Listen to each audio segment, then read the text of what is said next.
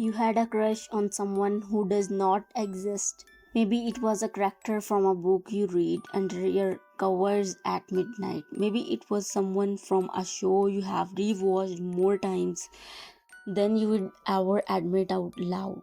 Maybe it was an anime character, a video game character, or someone from a movie that came out years ago and you still think about them. It was not just a casual, oh, I like that character. It was something deeper, something that felt almost embarrassing because of how real it was. You thought about them when you were not watching. You got genuinely upset when something had happened to them in the story. You felt protective of them, you felt proud of them, and when the series ended, or when they died, or when things did not go the way you wanted for them, you grieved, like actually grieved. And at some time, maybe in a quiet moment, you caught yourself and thought, okay, what is wrong with me? This is not a real person. Why do I feel this way? Nothing is wrong with you, and by the end of this video, you are going to understand exactly why your brain did what it did and what it was actually trying to tell you. Let's start with what is actually happening inside your brain when you connect with a fictional character on that level.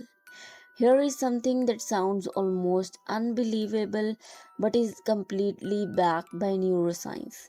Your brain cannot fully tell the difference between a real emotion experience and a very vivid imaged one. When you watch a character you love go through something painful, when they lose someone, when they get betrayed, and when they finally get what they have been fighting for, your brain activates the exact same emotional region it would if you are watching a real person you care about go through that same thing. The emotion you feel is not pretend, it is completely neurologically real, only the source is fictional. Neuroscientists call this narrative transportation. When you are deeply absorbed in a story, really inside it, not just passively watching, your brain enters a different state. Your sense of time changes, your stress hormone shifts, your body physically responds to what is happening on the screen or the page. You stop being a viewer sitting on a couch and start being a participant inside the world. And in that state, the people in that story become real to your nervous system. Not metaphorically real, neurological real. So when you say you cried for hours after a certain episode, or that you could not focus at school the next day because of what happened to character, that was not being dramatic. That was your brain processing a genuine emotional loss, because as far as your nervous system was concerned, something real had just happened to someone you cared about. But the brain science is only one layer, because the real question is not just why your brain responds emotionally to fiction.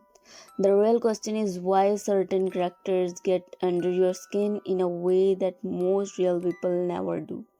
And this is where it gets personal. Think about the characters people fall for most deeply. What do they tend to have in common? They are loyal in a way that feels almost impossible. They show up consistently. They listen like they actually meant it. They choose the people they love over and over again without making them feel like a burden for needing to be chosen. They are flawed. They are flawed, sometimes deeply flawed, but their flaws never make them cold, never make them cruel, never make them disappear when things get hard. Now think about your real life. Real people are complicated, they get tired, they have bad days that turns into bad weeks. They say the wrong thing at the worst time. They pull away when they are stressed. They love you and they still sometimes make you feel completely alone. That is not a criticism of real people. That's just what being human looks like. But a well-written fictional character is consistent in a way that real humans almost never are. Their love does not have off days. Their loyalty does not expire when things get inconvenient. They are exactly who they are every single time you return to them, and for a brain that is weird to seek safe connection, that consistency feels like oxygen. Psychologists have a name for the bond that forms here. They call it a parasocial relationship, a one sided emotional connection where you invest genuine feelings into someone who cannot respond back. Researchers have studied these bonds for decades, originally in the context of fans and celebrities. But what the new research shows is something really important. Parasocial relationships are not a sign of delusion. They are not a sign of being socially broken. For a large number of people, they fulfill a real and legitimate psychological need. They need to feel emotionally connected to someone who feels safe. Safe. The word is doing a lot of work here. Because of people who grew up in environments where love was unpredictable, where affection came and went based on someone else's mood, where you never quite knew which version of a person you were going to get. A fictional character might be the first experience they have ever had of loving someone who never lets them down, never withdraws, never make them feel like too much, never leaves. Here is the part that most people never hear. The love you feel for a fictional character is not evidence that you are incapable of real love. It's actually evidence of opposite. It means your ability to feel deeply is fully intact. It means your heart knows exactly how to attach, how to care, how to grieve a loss. All of that is working perfectly, and the qualities you love in that character, the loyalty, the patience, the way they make you feel completely seen and chosen, those are not a fantasy you invented because real love does not exist that way.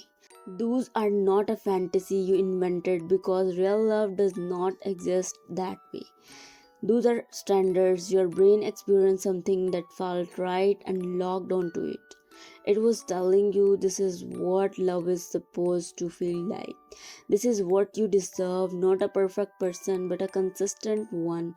Not someone without flaws, but someone whose love does not use your flaws as an excuse to hurt you. That's not too much to want, that's just the baseline. Now, there is one thing worth saying clearly. There is a difference between finding comfort in a fictional connection and using it to completely avoid real ones. If the story starts to feel safer than any real relationship will ever be, not just more comfortable, but untouchable, that is worth sitting with.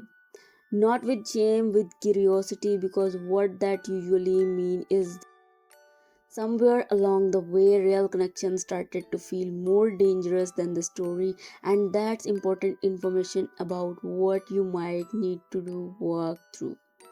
But for most people, that line is not being crossed. For most people, the feeling is just this: I found something in a story that made me feel understood, and real life does not always give me that.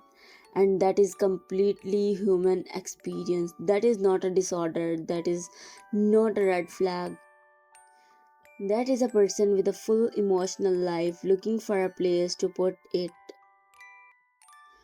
So, if you have ever looked a fictional character, really loved them in a way that felt almost too real, I want you to hear this. You are not broken. You are not delusional. You are not someone who can't handle real life. You are someone whose capacity for love is so alive, so active, so ready that it reached into a story and found something worth caring about even there. That kind of heart is rare. Most people spend their whole lives building walls around theirs. Yours is still open, still looking, still hoping. Don't let anyone make you feel small for that, especially not yourself. Do subscribe if this put words to something you have ever been able to explain. And the next video, it's about people who love deeply but never say it out loud. The ones who show up, who remember the small thing, who give everything through their action and almost never through their words. And because of that, they spend their whole lives feeling like they're love goes completely unnoticed. If you have ever given everything to someone and still felt invisible, that video was made for you. Click it.